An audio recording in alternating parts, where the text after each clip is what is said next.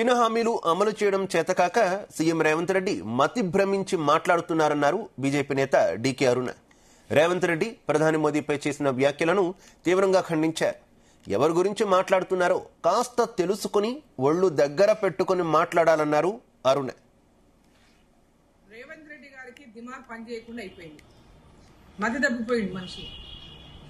తెలంగాణలో ప్రజా వ్యతిరేకతను ఎదుర్కొంటున్నటువంటి కాంగ్రెస్ పార్టీ రేవంత్ రెడ్డి రాష్ట్ర ముఖ్యమంత్రిగా మతి తప్పిండు, దిమాగ్ పనిచేయకుండా అయిపోయింది, ఫ్రస్ట్రేషన్ లో ఉన్నాడు.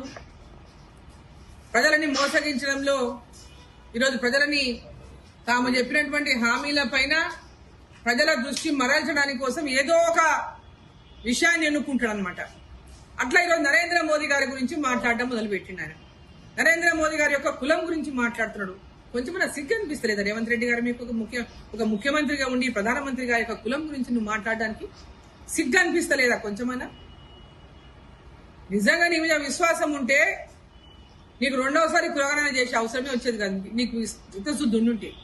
నీకు చిత్తశుద్ధి లేదు కాబట్టే మళ్ళా కులగణన చేయాల్సిన పరిస్థితి వచ్చింది. ఈరోజు ఎట్టనైనా వాళ్ళ లోపల ఏదో చేస్తున్నామనేటటువంటి విధాన్ని ఎంతో తాపత్రయపడుతున్నారు మీరు. కానీ మిమ్మల్ని నమ్మే పరిస్థితుల్లో ప్రజలు లేరు, బీసీలు లేరు. ఈరోజు ఎవరు లేరు మిమ్మల్ని నమ్మే పరిస్థితుల్లో. మిమ్మల్ని ఓటేసిన వాళ్ళు, మీకు ఓటేసిన వాళ్ళంతా కూడా ఈరోజు మిమ్మల్ని తిట్టుకునే పరిస్థితిలో ఉన్నారు. మిమ్మల్ని ఎప్పుడెప్పుడు మిమ్మల్ని దించుదామనేటటువంటి ఆలోచనలు ఉన్నటువంటి వాళ్ళు ఉన్నారు. అసలు నీ స్థాయి ఏంది?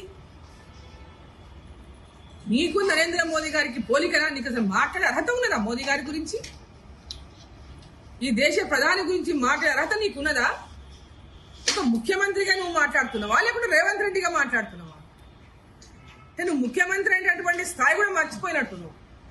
ఎందుకంటే ఇంకా అపోజిషన్లోనే ఉన్నా ఏది పడుతుంది మాట్లాడతా, ఏది పడుతుంది అంటారేటటువంటి పద్ధతిలో ఈరోజు రేవంత్ రెడ్డి గారు ఉన్నారు. నోటికి ఏది వస్తుంది మాట్లాడడం, ఇంకా ప్రతిపక్షంలో ఉన్నట్టుగానే భావిస్తున్నాడు. ఇప్పటికైనా మార్చుకోండి మీ పద్ధతి, మాట తీరు కానీ, మీ వ్యవహార శైలి కానీ. ఇది తెలంగాణ ప్రజలకు మీరు ఇచ్చిన హామీలను నెరవేర్చండి. ముందు నరేంద్ర మోదీ గారి యొక్క కులం గురించి మాట్లాడితే మీరు ఇచ్చిన హామీలని పక్కకు పోవచ్చు, పక్కకు తప్పివచ్చని మీరు ఆలోచన చేస్తున్నారేమో. మిమ్మల్ని దించని ఇంకే. ఇప్పుడు కనుక నువ్వు రాజీనామా చేయి, పదా ఓట్లకు పదా, ఎలక్షన్ పెట్టు, కొడంగలనే పెట్టు, ఒక్కటే రాజీనామా చేయి. మొత్తం రాష్ట్రం అంతా కూడా వద్దు, నీ ఎమ్మెల్యే పదవికి రాజీనామా చేయి.